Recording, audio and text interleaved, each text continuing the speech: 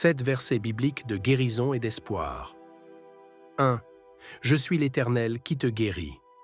Ce verset rappelle que Dieu est le guérisseur suprême. Il a fait cette déclaration après avoir guidé Israël hors d'Égypte, montrant qu'il prend soin de son peuple et pourvoit à ses besoins, y compris la guérison physique et spirituelle. 2. Mon âme bénit l'Éternel et n'oublie aucun de ses bienfaits. C'est lui qui pardonne toutes tes iniquités, qui guérit toutes tes maladies. David encourage à se souvenir des bienfaits de Dieu, notamment la guérison. Cela souligne que Dieu ne se contente pas de pardonner les péchés, mais il rétablit aussi la santé et apporte la restauration complète. 3.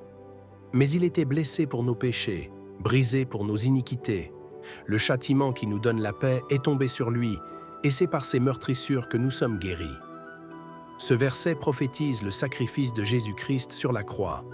Sa souffrance a apporté non seulement la rédemption des péchés, mais aussi la guérison, tant physique que spirituelle.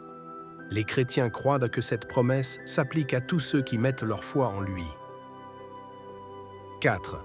Mais je te guérirai, je panserai tes plaies, dit l'Éternel.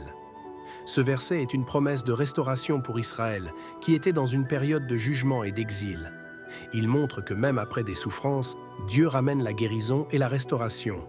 Une vérité applicable aussi aux malades et aux affligés aujourd'hui. 5. Il a pris nos infirmités et il s'est chargé de nos maladies. Ce passage fait référence au ministère de Jésus, qui guérissait les malades et accomplissait la prophétie d'Ésaïe. Il démontre que Jésus est venu pour soulager la souffrance physique et spirituelle de l'humanité. 6.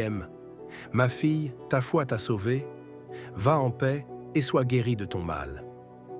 Ces paroles de Jésus s'adressent à la femme qui souffrait d'une perte de sang depuis 12 ans. Elle a été guérie après avoir touché son vêtement avec foi. Ce verset illustre le pouvoir de la foi dans la guérison divine. 7.